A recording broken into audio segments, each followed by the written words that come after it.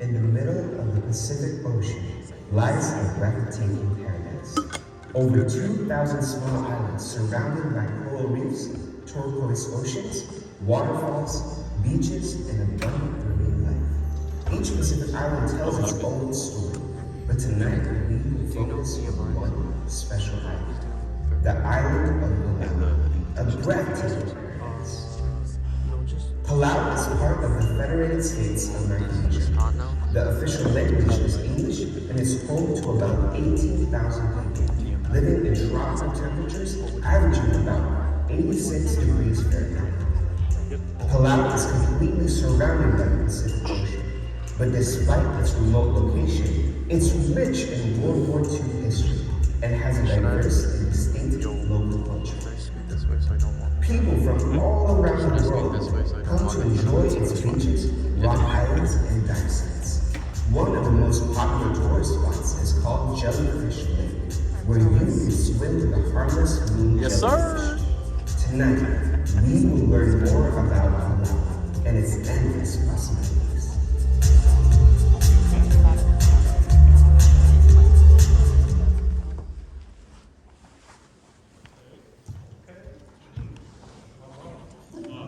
What's up, everyone? How y'all doing? Good evening, happy Sabbath. You guys happy to be out here? It's a weekend, classes are done. I hope you're happy to be here. Anyways, my name is Corey, and I am the official missions ambassador for the campus. You didn't know? Now you know. And I actually received the invitation to speak for this event. It must have been a few weeks ago. And I was thinking to myself, what could I say that could possibly be an inspiration, motivation? I took notes, I had pages and pages of stuff written out of things to say.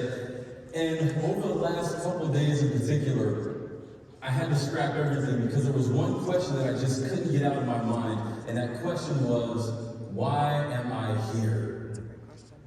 Why am I here? Now, this question is a hard question. It's a hard question. Some of you may have asked yourself this question many times throughout the school year already, right? Could have been while you were in line at McDonald's. Could have been while you were in that test you didn't study for. Could have been while you were on that blind date. Could have been just the fact that you're in Michigan. I'm just kidding. Just kidding. Just kidding. Instead of Palau. I turned that one on. But anyways, it's a hard question. And the point is, usually we ask this question kind of in jest and in joking, and we don't think about it any deeper. How many of you have honestly wrestled with that question, why am I here? I see a few hands. That's good. Hopefully more of us will want to wrestle with that question just a little bit more. But here's the thing. Until you wrestle with that question, until you really answer for yourself, why am I here? You won't have any purpose. And without purpose, you won't have a path. Why am I here? For me, growing up, I grew up a Christian, grew up in the church, and I was trying to avoid this question by all means necessary. I didn't want people to be able to determine where I would go based on what I believed. I wanted no interest in that. I had no interest in that. It wasn't until my senior year of college where I finally had to confront and answer this question, or at least give it some consideration. And what had happened was, it was 3 weeks before graduation. I was a business student. I figured that my motivation was I wanted to make some money. Well, not some money, I wanted to make a lot of money. And so I did business and accounting. 3 weeks from graduation, and our business department had hooked us up with interviews from all the companies around. I had one with Nationwide Insurance in downtown Chattanooga. And I was excited to go. I had some friends who worked there, they loved it, benefits, the pay, everything was great. I get into the interview. Within the first 10 seconds of being in there, I knew it wasn't for me. It just wasn't for me. That's a whole other story, but the bottom line is, I just felt uncomfortable in there. And in that moment, I told the guy interviewing me, I said, hey, we don't even have to finish the interview. This isn't for me. And he said, hey, you know what the elevator is? I said, I do, and I love it. But the thing is, like I said, we were just 3 weeks from graduation. Why am I here? Well, it isn't for what I thought it was. But I'm still going to go graduate because I'm not taking any more school. This is before I came here, by the way. But this whole idea of not understanding why I was here, that's actually the catalyst that got me into the mission field for the first time. After graduating, stayed home for the summer, I went to Palau. I was in search of an adventure. I didn't have a purpose, I didn't have a path, so I said, why not? Let me go do something fun before I actually have to get serious with life. That's what my mentality was. And it's interesting because when I was there, I found something, the beginning of something that I'd never experienced before. And it kind of blew my mind because even after that year, that first year of service was done, I just knew I had to get back out there because I needed more. I wanted endlessly more of whatever it was that I just began to get a taste of out there in Palau. And it's cool because I actually ended up leaving Palau in 2019 to come here. And yes, I was asking myself, why am I here when I was in 18-degree Michigan as opposed to 90-degree Palau and Jellyfish Lake? I was. But I found something, and especially looking back from here and now, here from then, is that how you say it? It's hard for me to understand how God was able to work things out to get me to this point. That's what I'm trying to get across here. And I'm so excited to be involved with missions and looking forward. I feel like I've nailed down exactly what my purpose and my contribution is supposed to be in life. And I never would have seen all of those things lining up that way when I came here before. I know that the best is yet to come. I have no doubts about that. But I'm not gonna lie. It makes me a little sad and discouraged sometimes when I look around and I talk to people about this life-changing experience and nobody cares. It's a little discouraging sometimes. I know I experienced something that changed my life and helped me to answer the question, why am I here? And I guess I just wish more people cared why I was here. I was talking with a friend of mine recently, actually a former student in Palau. In 2010, my first year as a missionary, she was in 6th grade. So by this time now, she's graduating, she's doing her thing, she's an engineer on the other side of Michigan, and enjoying it, absolutely killing it. And in the conversation, we hadn't spoken in a while. She didn't go to the school that I worked at when I was in Palau. A little bit of a different path, but we'll get there. Bottom line is, I wanted to know what it was like for her transitioning from Palau to the States and getting to where she was right now. And so she ended up telling me about her school, Palau High School, which is the public school on the island. It's the biggest school on the island compared to Palau Mission Academy, which is the Adventist school system there. She actually went to the Adventist elementary school, so she had the view from both sides. So I was really looking forward to her opinion and insight. The only thing I knew about PHS, besides it being the biggest, was that they were the school that always beat us in the basketball championship game. That's the only, Bhilanna, you know. That's the only thing I knew about them, and I was the coach for the team. So I didn't want to get to know any more about them, unfortunately. But the thing is, I knew that she would have good insight, so I asked her, tell me about your class and what it was like coming here. She mentions a word in particular that I just couldn't get out of my mind. It was the word endless. Endless. And I knew that Palau had a national scholarship fund that they would help students, sponsor students to get out and go around the world to go to different schools and study in different fields. But when you're talking about money and endless, things change. That's a whole different conversation. And so I'm trying to wrap my mind around this concept that you're talking about an endless supply of funds, an endless supply of money, and yet when you look at the number of high school seniors in general that are taking the next step to further their education, it's very low. How could that be? How could it be that people with endless potential and possibility right at their fingertips would be more content to stay at home, never to pursue it? What my friend told me about the students and their struggles in Palau High School shocked me.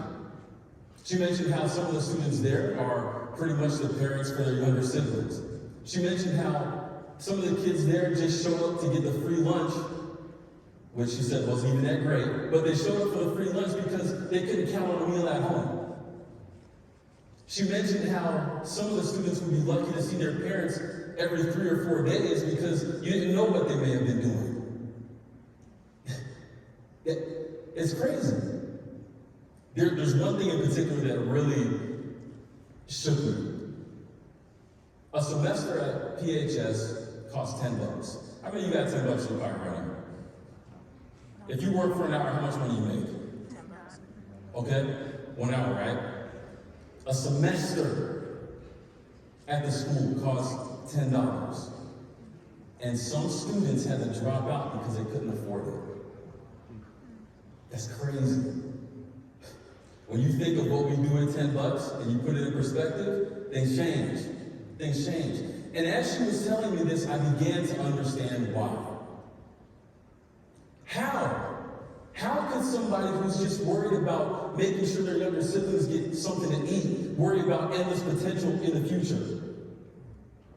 They don't have the capacity to deal with anything like that. They're trying to make it to tomorrow. That's your boy Maslow right there. Those of you who know. And it's so interesting because when I think about that story, that reality that people are living right now, I'm forced to think about us here too.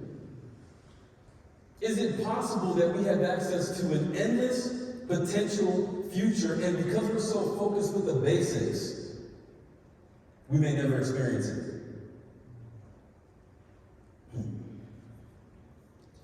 I don't want you guys to miss out on the experience of endless possibility that comes through service.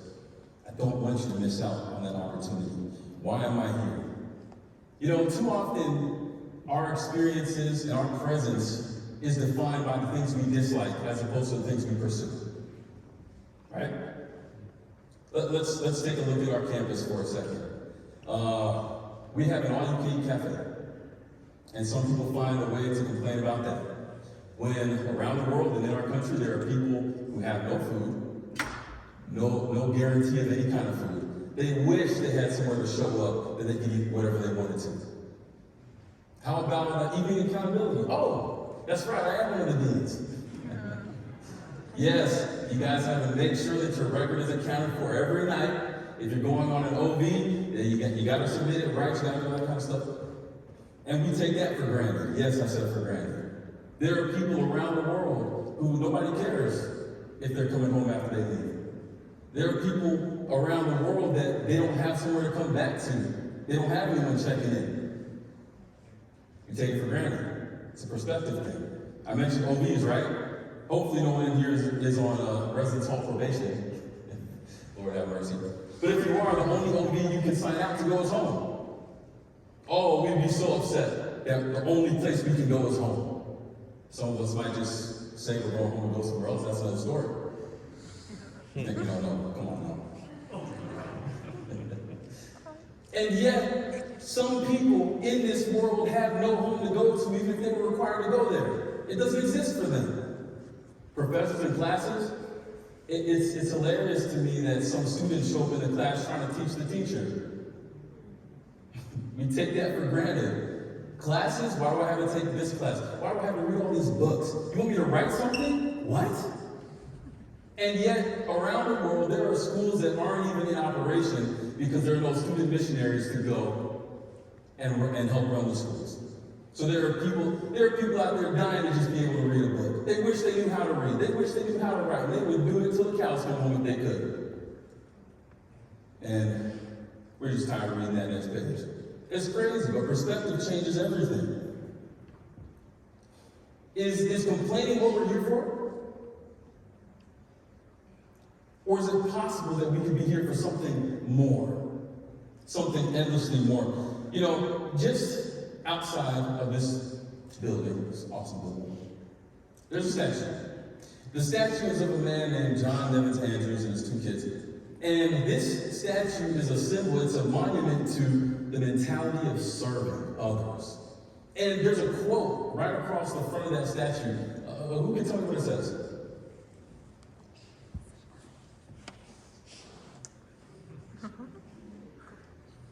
No one? I know, we only look at the statue when it has a mask on it. Is it going to all the world? Not quite. Legacy of leadership. legacy of leadership. This statue out there is trying to tell us that we're here for more. To serve, to lead is to serve. And unless we learn how to serve, we will never become leaders. That statue is a memorial to the pioneer of our mission experience, the mentality of service. That means something, and because we're here at a school named after him, it's begging us to believe that we're here for more. Why am I here? Why am I here? Well, the reality is that we are here. If you chose to, that's great. And if you didn't choose to, I'm sorry. But the reality is at this point, you can still have a choice. You can choose to decide to answer that question, why am I here? You can choose to serve. You can choose endless possibility. And you can choose more. It's up to you though. I can't make that choice for you. It's up to you.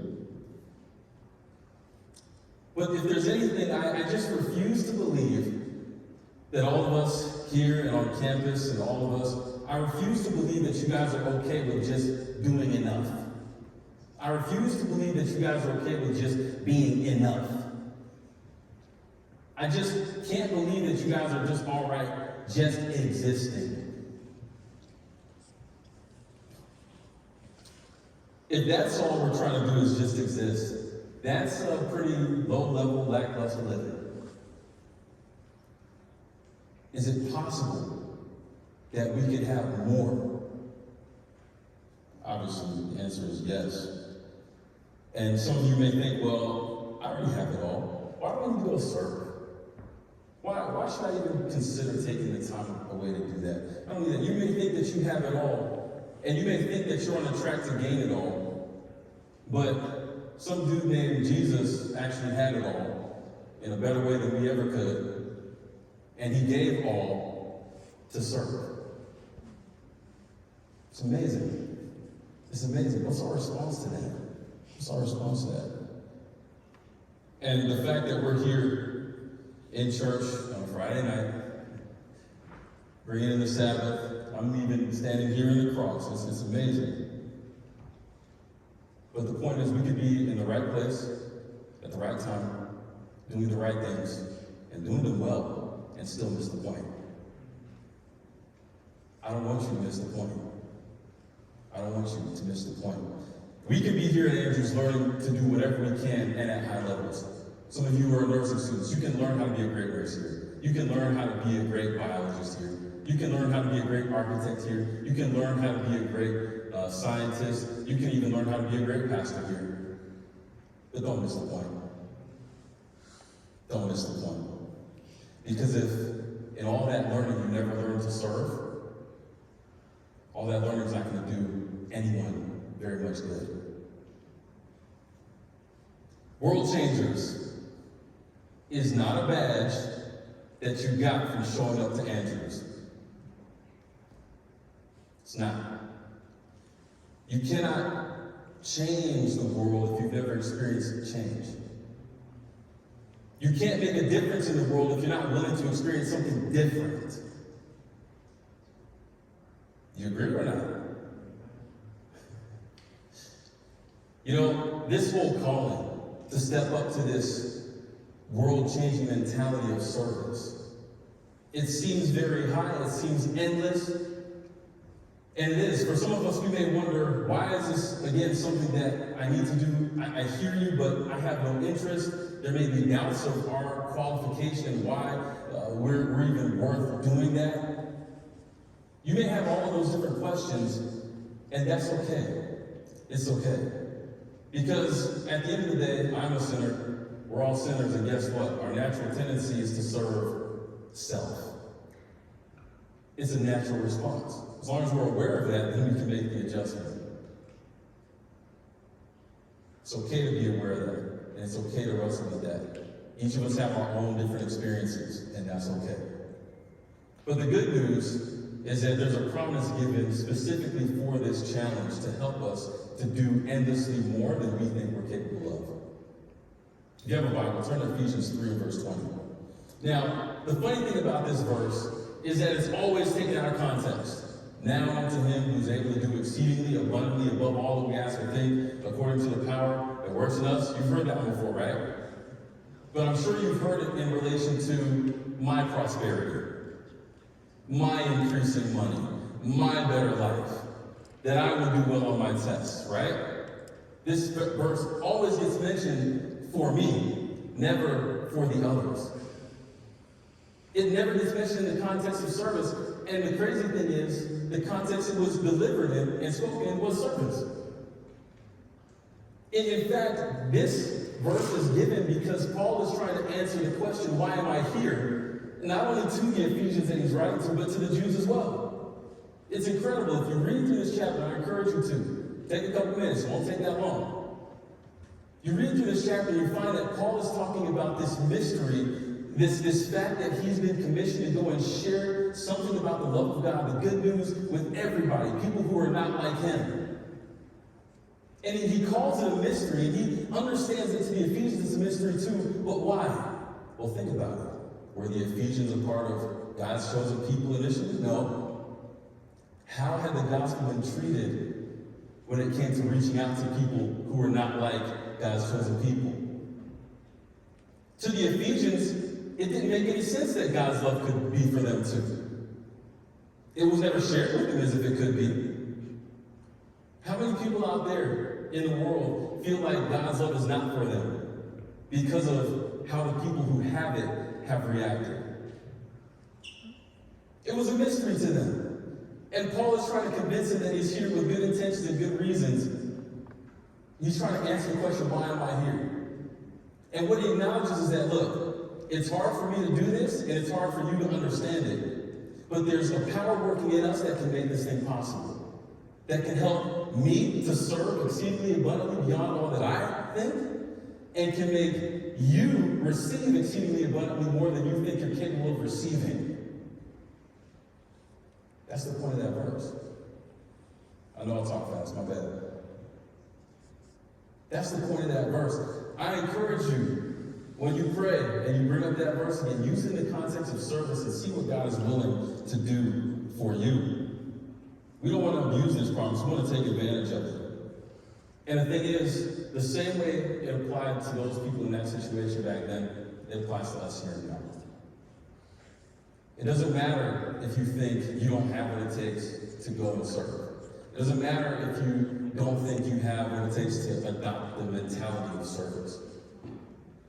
It doesn't matter if you're scared to get on a plane. God has some exceedingly abundantly for that too. And if you give him a chance, he can help unlock endless possibilities within your mind of the ways that you can serve. If there's anything I can say about Palau, I tried to outgive them while I was there, and I'm still trying to outgive them. Palau's been in my life for 12 years now. I have not succeeded. Every time I try to give more, they one-up me. So I feel like I have to give more. It's an amazing thing, but it's something that I yearn to do and I want to do better at because of what God is doing in me. I'm not saying I'm perfect, I'm not saying I made it. I got a long ways to go myself.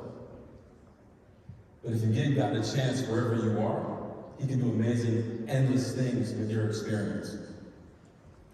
So the comment the disciples, Paul included, they all looked like they went with nothing.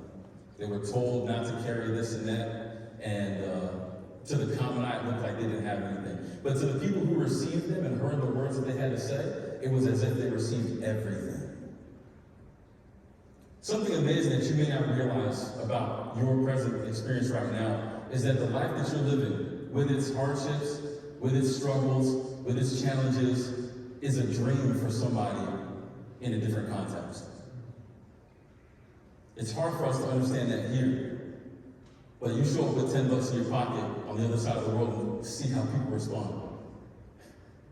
It's amazing. Just by that definition, any one of you can go and be a great servant just by showing up and following through. It's amazing, but we don't see that from us here. God can help us to develop that mentality exceedingly abundantly more than we think is even possible. Why am I here? You're here for a reason. You're here for a reason. And if you haven't settled on that reason yet, it's okay. But just do me one favor and promise you'll wrestle with that question. I don't want anyone in here to feel like you have no path and that you have no purpose. Please wrestle with that question. You might think that you already have enough. You're already doing enough. You don't want to add anything else to your plate, but life isn't just about doing enough, is it? You may say that I have all I need. I don't need to add anything else on my plate. I'm good. But life just isn't about us getting what we need, is it? It's about more. Endlessly more. A great opportunity that we have today, and I fully understand this as a missionary, is to hear from the other side. We're always talking in these formats, you get to hear from us, the ones who left and came back. But how many times have you heard from the people who have been served out in the mission field? Well, today I'm going to invite one of my friends up here, a student who graduated from Palau Mission Academy. Bhilanna, come on up here. You're going to share a little bit with us.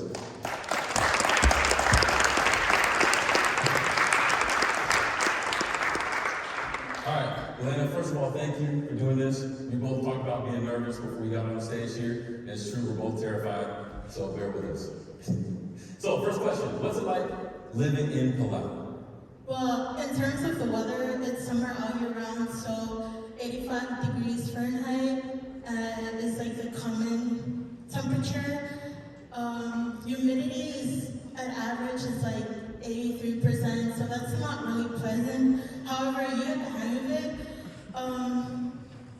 It's pretty much modernized, but it's still a developing country. So I would say there are a lot of greens and blues rather than concrete buildings. Life in Palau it's pretty easy. Living there is really, life is pretty laid back. So it's like you're surrounded by the ocean, and whenever you're having a hard day, just get out to the sea or drive up north to where nature is. All right, that's what I'm talking about. She's right. Now, this is an interesting question here. You're from Palau, halfway around the world. Why'd you choose Andrews? Well, I'm a biology major, so one of the reasons why I chose Andrews was because out of all the Adventist school, it has the best science programs, but that's not the only reason. One of the main reasons why were the student missionaries. At the end of my senior year, it's kind of funny because before I went to a private Adventist school, I attended public schools before that. So I never really had the, Christian environment around me, and most of my teachers were pretty much Palauan. So after I graduated, after I promoted from 8th grade, I chose to go to Christian school just because my mom told me you should go because it was for better education. So when I went there, I told myself this is gonna be the only Christian school that I will ever attend.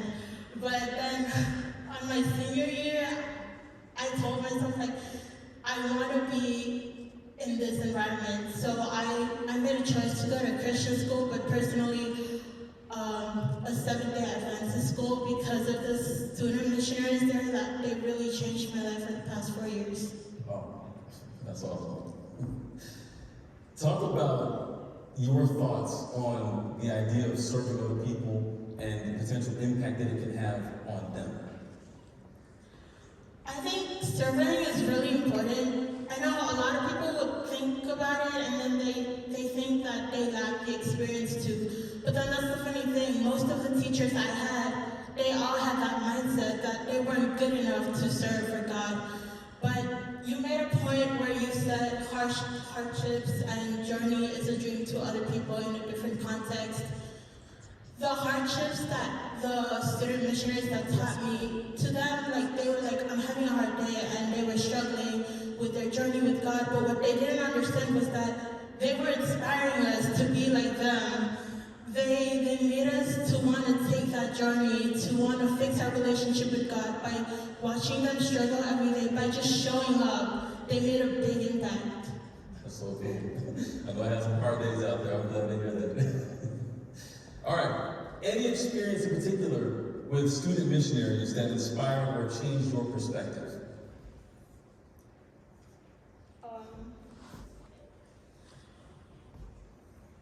I mentioned that I went to a public school before this, so I was pretty much within my own culture because everybody in the public school that I went to were mostly Palauan. But when I went to a private Seventh-day Adventist high school, I was like, there was so much diversity, and it was incredible how every student missionary came from a different ethnicity, with a different family background, with a different story, a different journey, and each of them, I can't really like place a name, but each of them had an impact on my life. One of the student missionaries, actually, she herself came from Andrews, and she's the reason why I decided to come here. She is an incredibly strong woman. Her name is Miss Hannah Bungu, and it's funny because I looked up to her so much that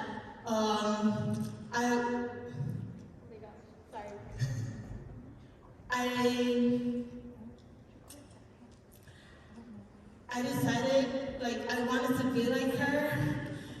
That's why I came here. Because I saw the impact of how God changed her life. So she was supposed to be there for only a year, but then she ended up staying there for 6 years. And for the past 6 years, I made family with her, and even her family became my family. Her culture, I fell in love with her culture and everything. She was just inspiring. Man, that's amazing. Bhilanna, thank you. Thank you so much for sharing.